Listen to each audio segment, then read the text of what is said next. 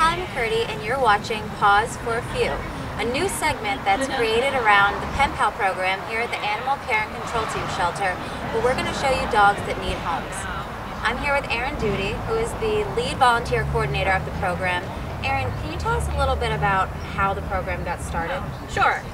We had a number of dogs who were kind of just sitting idle in the kennel. So we were trying to figure out a way where we could kind of prioritize their adoption, make them more appealing, and get the word out to adopters about them. So we began by pairing long-term resident dogs up with volunteers to kind of act as their advocates, market them to potential adopters and foster parents, teach them the basics of being great dogs, and pretty much prepare them to enter a foster or adoptive home. And what does it mean to be a pen pal? Obviously the shelter is filled with dogs that need homes. What differentiates a pen pal from another dog that's here? We usually start with the long-term resident dogs who don't seem to be getting much attention in the kennels.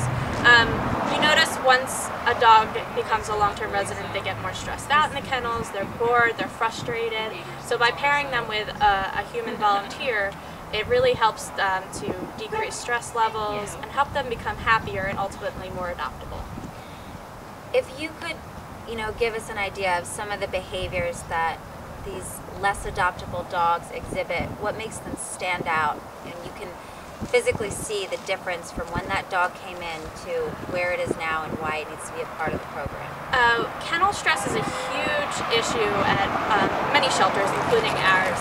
When a dog lives in a kennel all of its, every day of its life, and doesn't get as much exercise and love as it needs, it might show stressful behaviors like jumping up on the kennel door when visitors pass, which can be intimidating to adopters, especially when they're coming to a shelter full of dogs.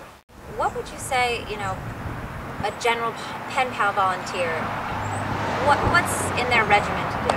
What's their day-to-day responsibilities? So pen pal volunteers spend at least twice a week with their dog. We usually start with physical exercise, getting their heebie-jeebies out, so to say, running around the yard at the shelter, playing fetch, and then beginning to work on basic commands like sit, down, stay, walking nicely on a leash. We also bring them out to off-site adoption events, which they can meet the general public and just have a nice break from the stressful shelter environment. Another huge part of being a pen pal is actually marketing them.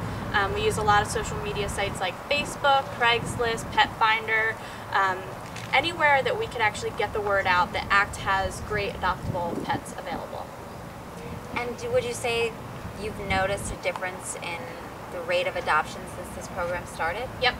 We've started the Pen Pal program in December of 2009. Since then, we've saved over 650 dogs through the program, and that's either going to adoptive homes, foster homes, and even through our rescue partners. We save about a pen pal every other day is our average, which is huge. ACCT has animals coming in the door 24 hours a day, 365 days a year. So anything we can do to get the animals back out the door into appropriate homes, we will definitely try. And the Pen Pals program has been very successful in doing that. Well, I guess next we're going to be meeting Lola, who's actually the longest term resident right now in the Pen Pal program. Lola and her volunteer Sherry. Yes. Thanks, Erin. I'm here with Sherry, who is Lola's pen pal, which means that Sherry spends designated time a week with just Lola to help get her adopted. Sherry, what has it been like working with Lola so far? Working with Lola has been a lot of fun. She's a great girl. She's actually the shelter's longest term resident right now. She's been at the shelter for over 65 days. Wow. Lola's about 5 years old. She was surrendered by her owners when they felt that they couldn't care for her anymore. So now she's here, and we're just trying to find the right home for her. Right home for this girl. Yeah. Have you seen, first of all, how long have you been paired up with her, and what are the changes that you've seen in her behavior since you've been working with her? Well, I'm co-pen paling her with another volunteer named Lulu. We've been pen paling her for about a month and a half now, probably almost 2 months. When she first became a pen pal, she had just come out of isolation. She was really sick when she first came here. She had a bad case of kennel cough, and she was pretty ill, but she got through it. She started to feel better, and now since then we've been just working on keeping her happy, trying to teach her some tricks to make her more adoptable. Help her to learn how to walk like a lady on the leash, and just do a lot of marketing with her too, so everybody can see how special she is.